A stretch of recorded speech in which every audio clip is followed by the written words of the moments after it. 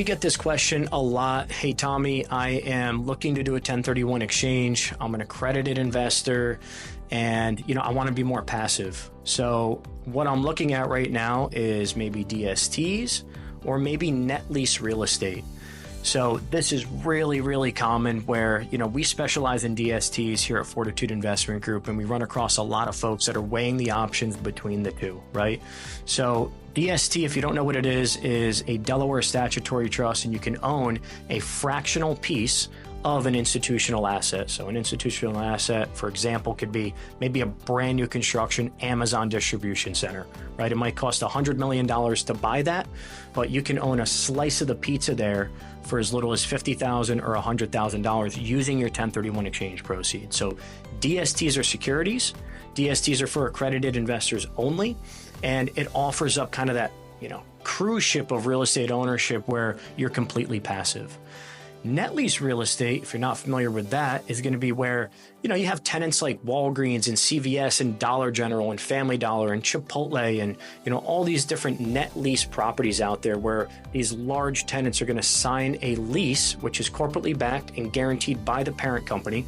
So aside from them going bankrupt, they're on the hook for that lease or lease term. And, it could be a 10-year lease, 15-year lease, or a 20-year lease. So it is very passive, right? You still have to, make sure that the property is in good shape, I would imagine, right? You still want to make sure that the tenant's taking good care of it, because a lot of the time in net lease, if it's a true triple net lease or an absolute net lease or a triple net lease, there's a couple different terms for it there. It's where the tenant's going to be responsible for replacing the roof when it needs to be replaced, fixing the parking lot if it needs fixing, paying the insurance, paying the taxes.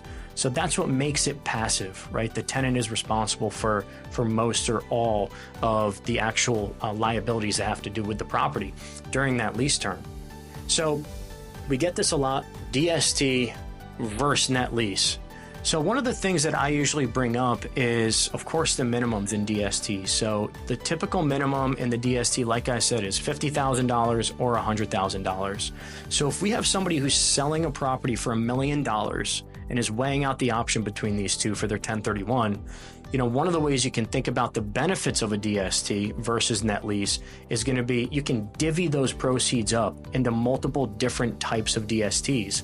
So instead of just going all in for $1 million into one Dollar General that's in, Illinois or Kentucky or Florida or Texas or wherever, right? They're all over the place.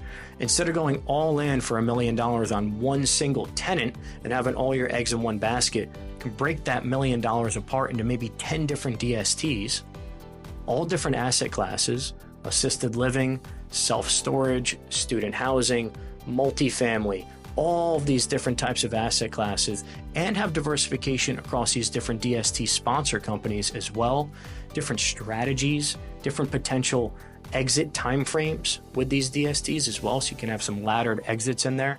And it's building a diversified portfolio. So, net lease is a very great asset class. I'm a big fan of it.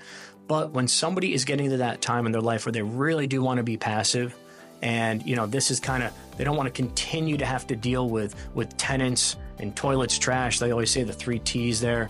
And you want to be diversified and not have all your eggs in one basket. The DST may be the route that you want to go. I will say with the DST, they're illiquid, right? So that's where a lot of people get hung up, is because, hey, I don't want to be at the mercy of the sponsor company that's kind of driving the ship, we say, right? It's kind of like, you jump on a plane in Florida and you fly to Colorado. You're on that plane until the plane lands in the DST. And some people do get hung up there. But, you have diversification, you have quality companies that are managing these portfolios for you, and you have diversification and not all your eggs in one basket. As of recently, I believe it was Walgreens and Dollar General that actually were recently affected, right? I think Walgreens' credit rating dropped, and I believe Dollar General came out and announced that they were closing, a lot of their stores. So it's unfortunate to see that happen, because there may be some people out there that chose the net lease route and went into a Dollar General, and now that Dollar General, is planning on closing the doors, and maybe they selected that Dollar General because it was a higher return, it was a higher cap rate, and they were chasing cash flows, right? Well, all your eggs are in one basket there, and now you're going to have to backfill the location. You're going to have to find a new tenant. And that's another one of the beautiful aspects of the DST is, you don't have to deal with that. These large sponsor companies that are billion-dollar real estate companies are the ones that are managing these properties and dealing with any headaches that arise. And another part of that is going to be, for your estate, your heirs, right? So if your heirs are going to be inheriting your real estate, then are they real estate people? Are they going to know what to do if Dollar General is closing the store? Are they going to know who to call when they have to re-tenant a location or backfill a location with a new tenant? Are they going to know the brokers? Are they going to know how to negotiate? All these different things. So Net Lease, they say it's a passive investment. In my opinion, the DST is more passive than Net Lease is because you still have to renegotiate that lease when it comes up for renewal. You still have to keep an eye on the property, right? So if you're weighing the options between DST and Net Lease, these are some of the things that we typically will bring up.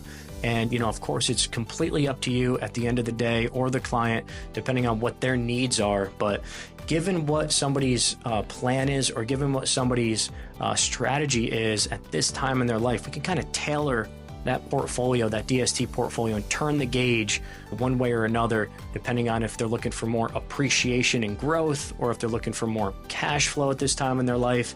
And it's a relationship that we build, and it's a very personal discussion that we have with somebody on what it is that you're looking for. What do you want your life to look like in retirement, and how do you want to set your estate up for longevity and preservation of capital down the line? So if some of this stuff is interesting to you and you want to schedule a time to chat, go to 1031zone.com.